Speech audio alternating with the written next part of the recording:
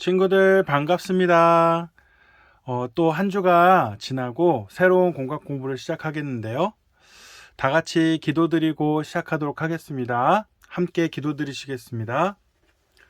늘 동행해 주시는 하나님, 이 시간 모여서 함께 말씀을 나눕니다. 성령님께서 함께 해주시고 각자가 이 말씀을 잘 적용하여 삶 가운데 열매 맺게 해주세요. 예수님의 이름으로 기도합니다. 아멘. 자, 벌써 한 학기의 마지막 단원을 배우게 됩니다. 이번 단원은 20과, 21과, 22과까지 세 과로 이루어져 있는데요. 마지막 4단원의 마지막 6단원의 이제 세 개 과를 마치면 이번 한 학기에 모든 과정을 마치게 됩니다.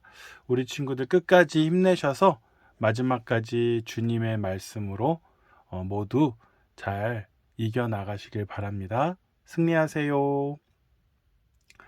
자, 이제까지 마지막 단원까지 오게 되었는데요. 그동안 잘 따라 주셔서 감사합니다. 이번에는 하나님 나라와 동행에 대해서 함께 알아볼 건데요. 친구들은 하나님과 함께하는 방법이 있다면 어떻게 생각하고 있어요? 하나님과 함께하는 방법을 배우고 싶은가요? 네, 그래요. 그럼 오늘은 먼저 하나님과 함께하는 방법 첫 번째, 하나님께 어떻게 예배해야 하는지에 대해서 배워보도록 하겠습니다. 자, 오늘 20과의 제목은 주를 가까이 하는 자입니다. 주를 가까이 하는 자. 오늘 읽을 말씀은 레위기 10장 1절에서 11절까지의 말씀이고요. 외울 말씀은 레위기 10장 3절 말씀이 될 텐데요. 오늘 외울 말씀을 한번 읽어보도록 하겠습니다. 여기에 작은 글씨로 나와 있네요. 다 함께 읽겠습니다. 모세가 아론에게 이르되 이는 여호와의 말씀이라 이르시기를 나는 나를 가까이 하는 자 중에서 내 거룩함을 나타내겠고 온 백성 앞에서 내 영광을 나타내리라 하셨느니라. 아론이 잠잠하니 이렇게 나와 있습니다. 이렇게 이것만 가지고는 무슨 내용인지 잘 모르겠죠? 그래서 제가 레위기 10장 1절부터 11절까지의 말씀을 다 읽어보도록 하겠습니다. 아론의 아들 나답과 아비후가 각기 향로를 가져다가 여호와께서 명령하시지 아니하신 다른 불을 담아 여호와 앞에 분향하였더니 불이 여호와 앞에서 나와 그들을 삼키매 그들이 여호와 앞에서 죽은지라. 모세가 아론에게 이르되 이는 여호와의 말씀이라 이르시기를 나는 나를 가까이 하는 자 중에서 내 거룩함을 나타내겠고 온 백성 앞에서 내 영광을 나타내리라 하셨느니라. 아론이 잠잠하니 모세가 아론의 삼촌 우시엘의 아들 미사엘과 엘사반을 불러 그들에게 이르되 나와 너희 형제들을 성소 앞에서 진영 밖으로 메고 나가라 하매 그들이 나와 모세가 말한 대로 그들을 옷 입은 채 진영 밖으로 메어내니 모세가 아론과 그의 아들 엘르아살과 이다말에게 이르되 너희는 머리를 풀거나 옷을 찢지 말라. 그리하여 너희가 죽음을 면하고 여호와의 진노가 온 회중에게 마침을 면하게 하라. 오직 너희 형제 이스라엘 온 족속은 여호와께서 치신 불로 말미암아 슬퍼할 것이니라.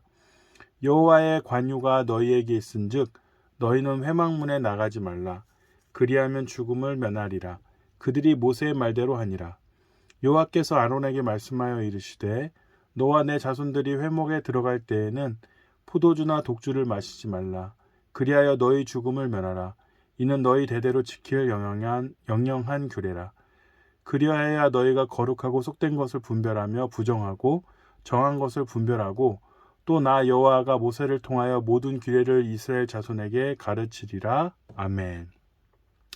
오늘 말씀에 보면 제사장으로 하나님께서 세우신 아론과 아들들의 이야기가 나오는데요.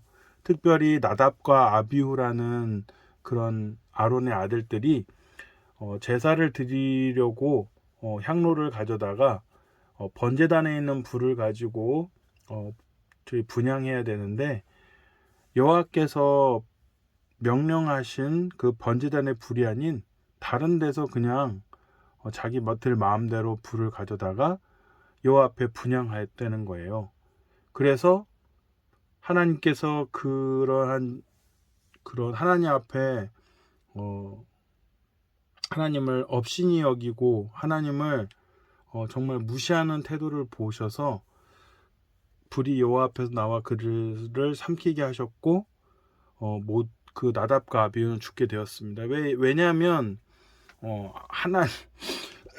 하나님과 정말 관계된 일이라서 철저하게 하나님의 명령대로 순종해야 되는데, 만약에 이러한 것이 하나님과의 어떤 제사에 관련된 일들이 이렇게 잘못되어지면요, 하나님께서 다스리는 백성들이 모두 다 하나님께 불순종하는 것들을 보게 되고 하나님의 엄위하심과 권위를 상실하게 훼손되게 하시기 때문에 제사장들은 엄격한 기준으로 대합니다.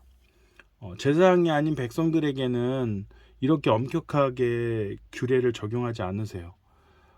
백성들의 잘못이 있다 할지라도 하나님 앞에 나와서 제사를 드리며 용서를 구하면 하나님께서 그 제물을 대신 받으셔서 그 제물로 말미암아 죄를 용서해 주시는 그리스도의 어떠한 복음의 그림자로서의 어떤 그 향후 예수님께서 구원해 주실 예표로서 그렇게 죄사함의 의미를 담아서 다 용서해 주시거든요. 그런데 제사장들은 그런 일반 백성들과 다르게 하나님을 직접 상대하는 사람들이기 때문에 굉장히 엄격한 기준을 사용하십니다. 그래서 그 백성들이 모두 다 이렇게 잘못했다고 이렇게 죽임을 당하는 것이 아니라 특별히 하나님과 엄밀하게 이렇게 일을 수행하는 자들에게만 엄격하게 하셨는데, 특별히 제사라는 것은 하나님께 드리는 어떤 굉장히 중요한 의식이거든요. 근데 이거를 아무렇지도 않게 하나님이 보고 있다고 생각하지 않고 하나님을 완전히 무시하고 하나님을 완전히 아무렇지도 않게 이런 대하는 태도로 하찮게 여기고 이러한 모습으로 무례를 저질렀기 때문에 하나님께서는 결코 용서해 주실 수 없는 것이죠. 우리가 모든 죄를 다 용서받을 수 있지만 이러한 하나님에 대하여 반역하고 하나님에 대하여 대항하며 하나님의 진리에서 벗어난 것에 대하여는 하나님과 관련된 것은 결코 용서받을 수가 없어요. 하나님의 일을 방해하고 하나님의 뜻을 거스르면서 하나님과 직접적으로 연관된 그러한 일들은 죄를 용서받지 못합니다. 특별히 목회자로서 있는 사람들이 굉장히 하나님 앞에서 중요한 역할을 하는데요. 특별히 목사들이 잘못된 말씀을 전하고 잘못된 진리를 전하고 교회에서 목사로서의 역할을 수행하는 데 있어서 참되고 제대로 하지 않으면 하나님께서는 그 죄의 대가를 분명하게 엄격하게 물으셔서 그 목회자를 결코 용서해 주지 않습니다. 물론 회개하고 돌이킬 수 있는 기회도 주겠지만 계속해서 악의적으로 하나님의 일을 방해하고 하나님의 뜻을 거스르며 진리를 잘못 전하고 일부러 그렇게 자기 중심적으로 자기 이익을 위해서 이렇게 목회하는 사람들은 분명 언젠가 하나님의 심판의 때에 모두 멸망당하게 된다는 것을 기억해야 합니다. 물론 이 시대의 목회자가 그 당시에 제사장과 같지는 않지만 하나님의 말씀을 대신 전하는 자로서 굉장히 막중한 책임과 어떤 역할이 있기 때문에 하나님께서는 백성들을 보호하셔야 되고 하나님의 성도들을 지키셔야 되기 때문에 목회자에게 더욱더 엄격하게 기준을 정해서 세우셔서 그 역할을 하게 하신다는 거예요. 그렇기 때문에 목회자들은 더욱 철저히 막중한 어떠한 책임감을 가지고 두려움을 가지고 하나님의 일을 감당해야 하는데 이 시대에 보면은 그렇지 못한 목회자들이 많아서 그들이 회개하고 돌이키지 않으면 결국은 하나님의 진노에 잔을 마시게 되는 것입니다. 분명히 하나님의 말씀에는 그러한 말씀들이 나와 있고, 오늘도 이렇게 하나님께 잘못되게 행하여 예배하고 제사를 담당하는 그 제사장들이 이렇게 잘못 하나님의 뜻을 거스르니까 이렇게 하나님께서 죽이시는 것을 보면, 그 성경의 어떤 구약의 의미가 신약에서도 계속해서 있는 그대로 우리가 제사 드리는 건 아니지만 그 의미와 교훈과 정신은 계속 이어져 오고 있다는 거예요. 왜냐하면 우리가 믿는 하나님은 구약에서만의 하나님이 아니라 하나님은 언제나 동일하시고 변하지 않으시기 때문입니다. 자, 여기에 있는 말씀을 우리 한번 대표적으로 적어 볼게요. 한번 적어 보도록 하겠습니다. 자, 이렇게 다 적어 보았습니다. 다 한번 읽어 볼게요. 모세가 아론에게 이르되 이는 여호와의 말씀이라 이르시기를 나는 나를 가까이 하는 자 중에서 내 거룩함을 나타내겠고 온 백성 앞에서 내 영광을 나타내리라 하셨느니라. 아론이 잠잠하니. 레위기 10장 3절 말씀. 아멘. 네, 하나님께서는 하나님께 가까이 하는 자에게 함께 하시겠다고 말씀하시고 그 거룩함과 영광을 나타내 보이신다고 말씀하셨어요. 그래서 하나님의 은혜를 받는 사람들, 하나님의 통치와 다스리심과 인도와 도우심을 받는 사람들은, 하나님의 도우심을 받는 사람들은 하나님과 멀리 떨어져 있는 사람들이 아니라 하나님께 가까이 나아가는 사람이에요. 하나님과 가까이 나아간다는 것은 어떻게 하는 것이죠? 그냥 물리적으로 하나님께 나아갈 수 있나요? 그렇지 않죠. 정해주신 말씀대로 순종하면서 살고요. 하나님 말씀대로 교회 나와서 예배 잘 드리고요.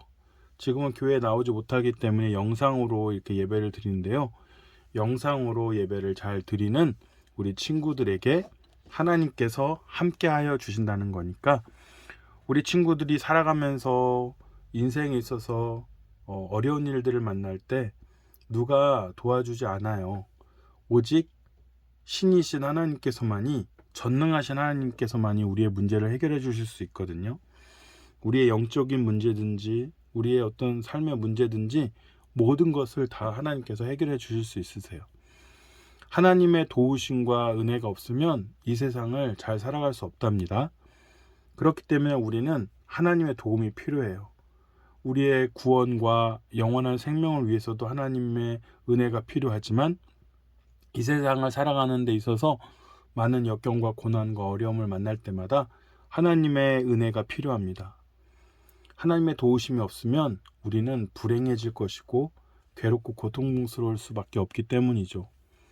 그렇기 때문에 우리는 하나님의 도우심이 필요하고, 그래서 하나님의 말씀 가운데 하나님께 가까이 나아가는 자에게 하나님께서 함께 해주시겠다고 말씀하셨기 때문에 우리 친구들이 모두 다 하나님께 참되게 예배하며 바르게 신앙생활하고 말씀 가운데 순종하여 죄짓지 말고 혹시 죄를 지었다면 회개하면서 진실된 믿음으로 살아가는 것이 중요합니다.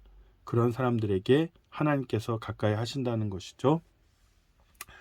자, 이렇게 우리는 오늘 레위기 10장 3절 말씀을 읽어보았는데요. 자, 여기 보니까 그림이 뭐가 있죠? 이어폰이 막 이렇게 줄이 지어져 있는데, 요즘에는 무선 이어폰도 있는데 어쨌든 우리 청소년들은 무선 이어폰 살 만한 그런 형편이 안 되니까 이렇게 유선 이어폰이 이렇게 그려져 있는 것 같은데, 이 유선 이어폰이 의미하는 것이 무엇인지 오늘 말씀을 통해서 한번 알아가 보도록 하겠습니다. 자, 그러면 숲을 만나다로 들어갈 텐데요. 자, 여기 보니까 나답과 아비후가 행한 일은 무엇인가요? 라고 적혀 있네요. 아까도 제가 간략하게 말씀드렸는데요. 하나님은 이스라엘 백성이 어떻게 예배해야 하는지 가르치셨잖아요. 이스라엘 백성은 하나님이 정해주신 불로 예배해야 했어요. 그런데 제사장 아론의 두 아들 나답과 아비후는 하나님이 말씀하시지 않은 다른 불로 잘못된 제사를 드려서 하나님의 심판을 받았습니다. 하나님이 가까이에서 예배하는 것은 굉장한 특권이기도 하지만 동시에 말씀대로 바르게 예배해야 할 엄중한 책임이 따르는 것이거든요. 예배하는 사람은 하나님을 바로 알고 예수님을 의지하여 믿음으로 드려야 하는 것이죠. 그래서 나답과 아비후가 행한 일은 무엇입니까? 바로 불순종을 했습니다. 불순종이 뭐죠? 하나님 말씀대로 행하지 않는 것. 순종은요, 하나님 말씀대로 행하는 것입니다. 구약시대에는 하나님이 명령하신 방법대로 제사를 드려야 했던 반면에 신약시대에는 예수님이 십자가에서 죽으심으로 그분의 피를 의지하여 예배할 수 있게 되었습니다. 그러므로 우리는 예수님을 믿는 믿음을 가지고 담대한 마음으로 하나님 앞에 나아가는 태도가 필요한 것입니다. 그러면 예배드리는 방법에 대해서 구체적으로 알아보도록 하겠습니다. 자, 이제는 숲을 봤으니까 나무를 봐야 되겠죠? 나무를 보다에 보면 항상 우리 영상 QR코드가 있는데요. 다 같이 영상을 시청하도록 하겠습니다. 조선시대 말 선교사님을 통해 복음을 전해드는 사람들이 모이고 있습니다. 그런데 문제가 생겼네요. 어떻게 양반인 내가 저 천한 백종놈이랑 같이 예배를 드린단 말이오? 신분 차이가 문제인가 보네요. 선교사님이 아무리 설득해도 결국 두 개의 교회가 되고 말았어요. 주님의 손길이 필요합니다. 두 교회 사람들은 각각 은혜를 경험하기 시작했어요. 결국 주님의 사랑으로 두 교회는 하나가 되었습니다.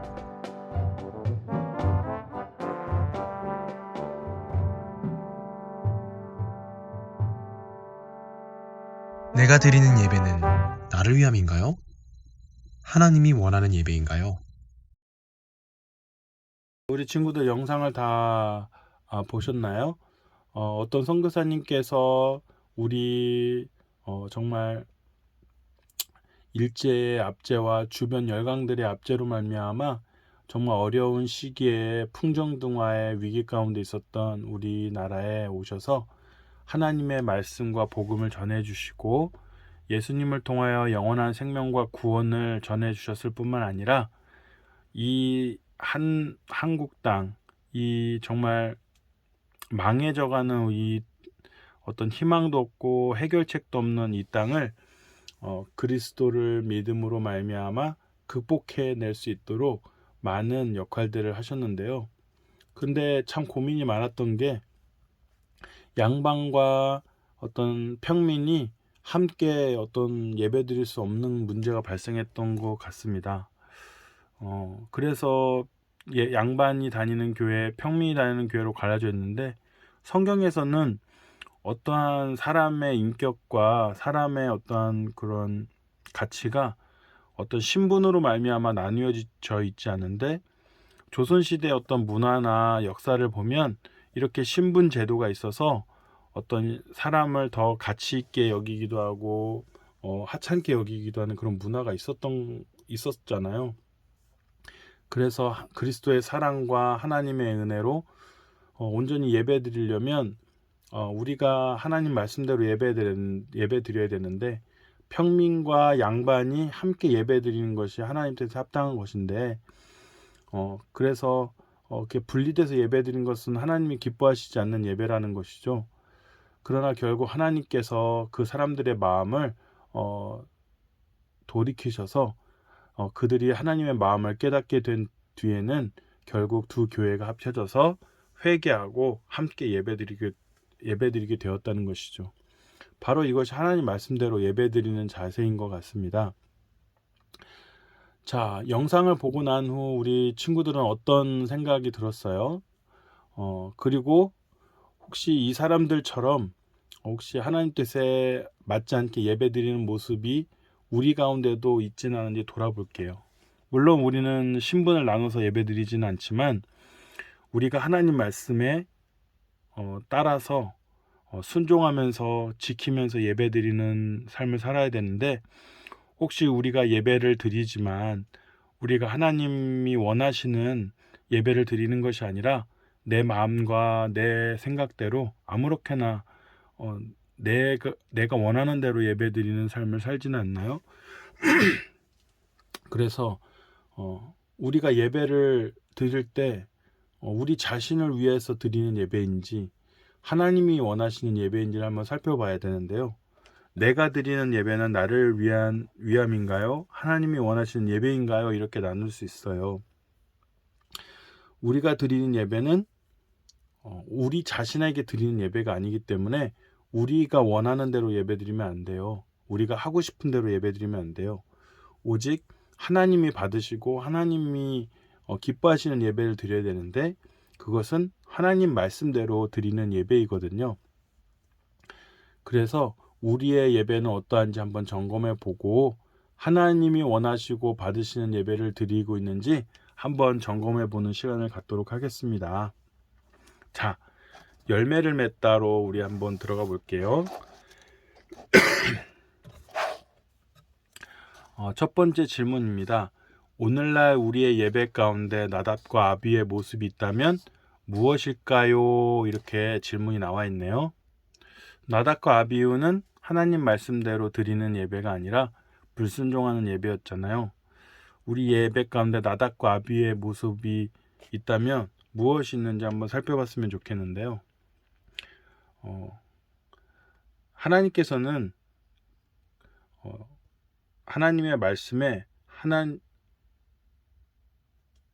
말씀에 영과 진리로 예배하라고 말씀을 하셨습니다. 요한복음 4장 23절에서 24절에 보면 하나님께 참되게 예배하는 자들은 영과 진리로 예배할 때가 오나니 곧 이때라. 아버지께서는 자기에게 이렇게 예배하는 자들을 찾으시느니라. 하나님은 영이시니 예배하는 자가 영과 진리로 예배할지니라. 이렇게 말씀하셨어요. 참되게 예배하는 자들은 뭘로 예배한대요? 영과 진리로 예배한대요. 그리고 이렇게 예배하는 자들을 찾아주신다 말씀하세요. 그래서 영과 진리로 하나님 말씀대로 예배드리지 않으면 우리의 예배는 하나님께서 받으시는 예배가 아닌 거예요. 또 하나님께서는 마음과 정성과 뜻과 힘을 다해 주 너의 하나님을 사랑하라고 하셨어요. 마태복음 22장 37절에 보면 예수께서 이르시되 내 마음을 다하고 목숨을 다하고 뜻을 다하여 주 너의 하나님을 사랑하라 하셨으니, 이렇게 나와 있거든요. 그래서 우리가 하나님께 예배드리는 것, 하나님 앞에서 말씀에 순종하고 신앙생활하는 것은 우리의 마음을 다해야 되고요, 목숨을 다해야 되고요, 뜻을 다해서 하나님을 온전히 사랑해야 되는 것입니다. 그렇기 때문에 우리가 하나님 앞에서 신앙생활하는 건 나보다 하나님이 가장 우선되는 활동이에요. 내 자신이 제일 중요한 것이 아니라 하나님을 제일 중요하게 우리가 여길 때 하나님께서 우리에게 가장 크신 은혜와 복을 내려주신다는 사실이에요. 그래서 내가 나를 위해 사는 것보다 하나님을 위하여 살아갈 때 하나님의 복과 은혜가 나에게 임하기 때문에 나에게 가장 유익한 것은 나를 위하여 사는 것이 아니라 하나님을 위하여 살아갈 때 하나님께서 더 나에게 복되게 하시고 잘되게 해주신다는 뜻입니다. 그래서 우리는 시간을 잘 지켜서 예배 드려야 되고요. 또 우리의 시간을 온전히 잘 들여서 예배를 해야 합니다. 또 우리의 정성을 다해서 예배 드려야 되고요. 우리가 노력을 해서 예배를 드려야 되고요. 또 때로는 우리가 이 세상에 해야 될 것들과 내 개인적인 것들을 희생해야만 합니다. 그런데 우리의 희생은 하나님 앞에서 정말 아무것도 아니에요. 왜냐하면 하나님께서는 우리를 구원하셔서 우리의 죄로 말미암아 지옥의 형벌 가운데 우리가 영원히 고통받아야 되는데도 불구하고 예수님께서 친히 이 땅에 인간의 삶을 살러 오셔서 한평생을 사시고 또 우리를 위해서 대신 십자가에서 죽으시고 그렇게 많은 시간을 들여서 우리를 위하여 노력하시고 그렇게 많은 시간을 들여서 우리를 위해서 희생하셨기 때문에 우리는 정말 예수님이 우리를 위하여 희생하신 거에 비하면 우리가 하나님께 드리는 희생은 정말 부족할 수밖에 없어요. 그러나 예수님의 십자가의 희생과 사랑 또 한평생을 예수님께서 이렇게 우리를 위해서 희생하신 것을 생각하면 우리의 정성과 우리의 노력은 정말 아무것도 아니잖아요. 이것도 못한다면 예수님을 믿는 사람이 아니고 이것도 못한다면 하나님께 구원과 영원한 생명과 또 하나님이 주시는 복과 은혜 가운데 살아갈 그런 자격이 없는 것이죠. 그렇기 때문에 우리는 정말 열심히 참되게 하나님 앞에 예배해야 하는 것입니다. 그래서 오늘날 우리 예배 가운데 나답과 아비의 모습이 있다면 무엇일까요? 우리 친구들이 한번 각자 생각해 보시고요. 저는 오늘 예배에 관련된 하나님의 말씀의 성경 구절을 이렇게 적어 드리도록 하겠습니다. 요한복음 4장 23절에서 24절 말씀과 마태복음 22장 37절 말씀이에요. 이 성경을 꼭 한번 다시 읽어보시면서 우리의 예배 생활을 한번 점검해보고 하나님 말씀대로 하지 않은 모습은 없었는지 다시 한번 돌이켜봤으면 좋겠습니다. 특별히 영과 진리로 예배한다는 것은요, 바로 영이신 하나님께 온전히 예배해야 되는 것이고 진리로 예배한다는 것은 하나님 말씀대로 우리가 예배해야 된다는 것을 말씀해 주시는 것입니다. 우리의 예배 모습을 돌아보면 참 부끄러운 순간이 많이 있는 것 같은데요. 우리가 하나님 앞에 예배할 때 마음과 태도와 자세가 어떠한지 영적 민감성을 가지고 스스로 점검해 봐야 합니다. 예배는 영과 진리로 드려야 하며 우리 마음뿐 아니라 삶으로 이어져야 합니다. 나답과 아비후 사례의 경우 학생들이 보기에 잔혹하다고 느낄 수는 있는데요. 더는 이런 일이 일어나지 않겠지만 분명한 점은 나답과 아비후와 같이 우리가 행한다면 하나님이 슬퍼하신다는 것을 아셔야 합니다. 그렇다면 그들의 잘못은 무엇인지 그리고 자신의 생각을 기준으로 삼고 행동한 그런 모습이 아닌지를 한번 돌아볼 필요가 있고요. 특별히 예배의 주인은 하나님이시고 하나님 홀로 영광 받으셔야 하는 자리입니다.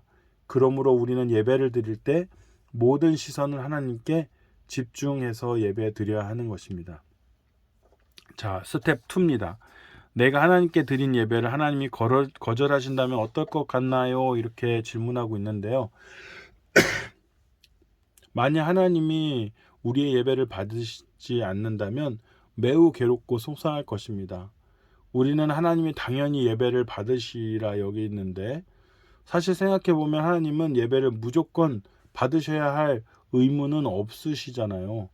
우리의 예배 태도와 자세는 돌아보지 않은 채 하나님이 왜 나의 예배를 받으시지 않는지에만 몰두한다면 창세기에 나오는 가인처럼 될 수 있다는 것을 명심하시기 바랍니다. 그래서 아벨과 가인의 이야기처럼 아벨은 하나님 뜻대로 온전히 잘 예배를 드렸지만 가인은 자기가 하고 싶은 대로 자기 마음대로 예배를 드렸기 때문에 하나님께서 예배를 받지 않으시고 복도 주시지 않고 오히려 저주를 받았다고 나와 있거든요. 그래서 우리가 하나님께 예배를 드리지만 하나님의 말씀하신 대로 드리지 않는 예배는 무효가 되는 것입니다. 그리고 그 예배는 받지 않으시기에 그 안에는 생명과 구원과 은혜가 없는 거예요. 그래서 무효가 되는 거예요. 그리고 그 안에는 생명도 구원도 은혜도 없어요. 결국 이 모든 것이 복이잖아요. 그래서 복이 주어지지 않는 것입니다. 그래서 우리가 예배를 하나님이 받으시기 합당하게 철저하게 드려야 될 줄 믿으시기 바랍니다. 자, 스텝 3. 하나님이 기뻐하시는 예배가 되기 위해서 우리의 모습 중에 고쳐야 할 모습은 무엇이 있을까요? 이렇게 나와 있는데요. 하나님이 기뻐하시는 예배자가 되기 위해 우리 각자마다 고쳐야 할 모습이 아마 있을 건데요. 우선 예배는 영과 진리로 드려야 하고요. 그리고 예배를 위해 기도로 준비하고 몸가짐을 단정히 하여 늦지 않게 교회에 가야 되고, 예배 시간에는 온 마음과 정성과 뜻과 힘을 다해서 하나님은 우리의 예배를 기쁘게 받으신답니다. 더 나아가 이웃을 사랑하고 섬기는 마음도 반드시 예배에 포함되어야 하고요. 늦잠 자는 친구도 형제들끼리 서로 잘 깨워서, 또 친구들 잘 깨워서 와야 되고요. 선생님들이나 목사님이 신방할 때 감사함으로 잘 같이 서로 대화도 나오고 이야기했으면 좋겠고요. 또 교회 나와서 친구들에게 반갑게 서로 인사하면서 서로 도와주고 함께 즐거운 시간, 유익한 시간 보내면 좋겠는데요. 이것들이 모두 이웃사랑의 작은 실천이고 하나님께 영광이 되는 거예요. 그래서 하나님이 기뻐하시는 예배가 되기 위해서 우리의 모습 중에 고쳐야 할 모습은 무엇이 있나요? 글쎄요. 어떤 게 있을까요? 바로 시간도 있을 거고요. 집중도 해야 될 것이고요. 순서대로 잘 예배 따라와야 될 것 같고요. 특별히 마음도 온전히 예배를 드려야 되는데요. 제일 중요한 건 뭘까요? 하나님이시죠. 하나님을 생각하면서 하나님께 온전히 하나님 중심으로 예배를 드려야 되는 것이죠. 혹시 이것들에 미치지 못한 모습들이 있다면 한번 잘 살펴봤으면 좋겠고요. 저는 특별히 강조해 주고 싶은 게 있는데요. 바로 추가해야 될 것은 뭐냐면 바로 말씀에 순종하는 거예요. 하나님의 말씀에, 성경 말씀에 순종하는 것입니다. 로마서 12장 1절에서 2절 말씀을 한번 읽어볼 텐데요. 그러므로 형제들아, 내가 하나님의 모든 자비하심으로 너희를 권하노니 너희 몸을 하나님이 기뻐하시는 거룩한 산 제물로 드리라. 이는 너희가 드릴 영적 예배니라. 너희는 이 세대를 본받지 말고 오직 마음을 새롭게 함으로 변화를 받아 하나님의 선하시고 기뻐하시고 온전하신 뜻이 무엇인지 분별하도록 하라. 이렇게 말씀이 나와 있어요. 하나님 말씀대로 살아야지 이 세대를 본받아서 죄악 가운데 행하거나 하나님 말씀대로 우리의 마음을 새롭게 함으로 변화를 받아서 하나님의 선하시고 기뻐하시고 온전하신 뜻이 무엇인지 분별하여 하나님 말씀대로 순종하지 않는다면, 그러한 불순종의 삶을 살아간다면 우리가 교회에 나와서 예배드리는 이 예배도 온전히 하나님을 기쁘시게 하는 예배가 될 수 없다는 것을 가르쳐주고 계신 것입니다. 그래서 오늘 말씀에 우리의 삶, 우리의 모든 인생, 우리의 몸을 하나님이 기뻐하시는 거룩한 산 제물로 드리라는 것은 평상시에도 하나님 말씀대로 순종하며 살고, 또 우리가 혹시 죄악 가운데 행한 것이 있다면 바로 회개하는, 그리고 다시 죄를 짓지 않고 순종의 모습으로 돌이키는 그러한 삶을 살아갈 때 우리가 주일에 드리는 예배도 하나님께 기뻐 받으신다는 거예요. 예배는 주일에 나와서 드리지만 밖에 나가서는 온갖 악한 일을 행하면서 죄악을 저지르면서 하나님 말씀을 깨뜨리고 어기면서 살아간다면, 그런 사람들이 주일에 와서 예배 드린다면 하나님께서 그걸 기뻐 받으실까요? 결코 그것을 기뻐 받으시지 않으신다는 거니까 우리 친구들이 모두 이 말씀을 꼭 기억하셔서 평상시에도 우리가 예배의 삶을 산다는 것을 기억하셔서 하나님 말씀에 온전히 순종했으면 좋겠습니다. 자, 여기 보니까 주일 체크리스트 이렇게 나와 있고요. 각 항목 100점 만점이 나와 있는데요. 이 질문을 통해서 자기의 점수를 한번 몇 점 정도 될지를 한번 체크를 하고 여기에 그래프를 이렇게 그려보면 좋겠는데요. 자, 주일 예배 시간에 늦진 않나요? 우리 친구들은 어떤가요? 네, 점수 한번 매겨보세요. 찬양 시간에 온 마음과 정성을 다해 하나님께 찬양했나요? 네, 찬양을 어떻게 불렀는지를 봐야 된다는 거죠. 기도 시간에 떠들지 않고 간절한 마음으로 하나님께 기도드렸나요? 네, 기도할 때 우리의 자세와 마음이 어떤가를 묻는 거예요. 설교 시간에 딴 생각하지 않고 말씀을 잘 들었나요? 스마트폰을 본다든지 다른 행동을 하면서 그냥 자리에 앉아 있는 건 예배가 아니죠. 하나님의 말씀은 귀 기울여서 집중해서 잘 들어야 된다는 뜻입니다. 봉헌 시간에 정직하게 예물을 드렸나요?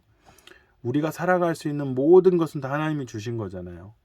특별히 우리가 살아갈 수 있는 힘, 능력, 건강, 지혜, 필요한 것들까지도 다 하나님이 주신 건데 우리가 받은 것의 일부를 하나님께 신앙의 고백으로 드려서 헌금은 감사의 의미로 우리에게 베풀어 주신 하나님의 은혜에 감사하면서 드리고, 또 이 모든 나에게 주어진 모든 물질이라든지 삶에 필요한 것들은 다 하나님께서 주신 것임을 고백하는 믿음으로 나의 소유의 일부를 준비해서 예물을 드리는 것이거든요. 그래서 우리가 정직하게 예물을 드려야 하는 것입니다. 또 성령님의 도우심으로 예배에 집중을 했나요? 이렇게 나와 있는데요. 우리가 예배에 집중을 할 때 하나님의 도우심이 필요하기 때문에 우리가 하나님께 기도하면서 또 하나님의 은혜 가운데 우리가 예배 드릴 수 있도록 이렇게 집중을 해야 되는데 성령님의 도우심 가운데 도우심을 구하면서 예배에 집중을 해야 된다는 것입니다. 또 삶 속에서 말씀을 잘 적용하며 실천했나요? 그래요. 이것이 바로 삶 속에서 드리는 예배예요. 우리가 평상시에 우리의 삶 속에서도 하나님 말씀대로 그렇게 실천하면서 살아야 하는 그 순종의 삶을 살아야 된다는 것이죠. 하나님의 백성은 하나님이 원하시는 방법으로 예배해야 하는 것입니다. 더 바이블의 핵심 우리 주제가 여기 잘 나와 있는데요. 우리 친구들이 하나님의 백성이잖아요. 그러면 누구의 뜻대로 누구의 말씀대로 살아가야 됩니까? 바로 하나님의 말씀대로 살아가야 하는 것이죠. 구약 시대의 제사는 신약 시대와 일치하는 것은 아니지만 구약의 제사는 예수 그리스도의 죽으심과 부활로 모두 성취되었고 그 예수님 안에서 우리가 하나님께 직접 나아가 교제하며 예배할 수 있게 된 것이에요. 제사를 엄격하게 바로 드려야 한다는 레위기의 가르침은 신약 시대에서 신자가 예배와 같은 하나님과의 교제 가운데 바른 진리와 방법으로 행해야 함을 예표하는 의미로 보여주는 것입니다. 그래서 우리 친구들이 꼭 이 말씀을 기억하면서 하나님의 백성은 하나님의 원하시는 방법으로 예배해야 된다는 사실을 기억하시면서 예배 생활에 잘 참여했으면 좋겠습니다. 자, 길을 걷다인데요. 우리가 드릴 예배가 하나님이 기뻐하시는 예배가 되기 위해 이번 한 주간 예배를 사모하며 기도합시다 이렇게 나와 있어요. 우리가 드릴 예배가 하나님이 기뻐하시는 예배가 되기 위해 이번 한 주간 예배를 사모하며 기도한다고 나와 있는데요. 특별히 새해부터 새롭게 2022년부터는 교회에 나와서 함께 예배 드릴 거잖아요. 그렇기 때문에 우리가 새해부터 교회에 나와서 함께 드릴 예배를 위해서 하나님이 기뻐하시는 예배가 되기 위해서 이번 한 주간도 사모하면서 기도할 뿐만 아니라 12월 한 달도 하나님께 기도하면서 준비하는 시간이 되었으면 좋겠습니다. 자, 그러면 다 같이 기도하고 마치도록 하겠습니다. 오늘도 동행해 주시는 거룩하신 하나님 아버지, 우리가 영과 진리로 예배드리기를 원합니다. 우리가 함께 모인 이 시간이 하나님을 사랑하고 이웃을 사랑하는 예배가 되게 해주세요. 이 모든 영광을 하나님 홀로 받아주시고 우리는 그 위대한 영광을 함께 누리게 해주세요.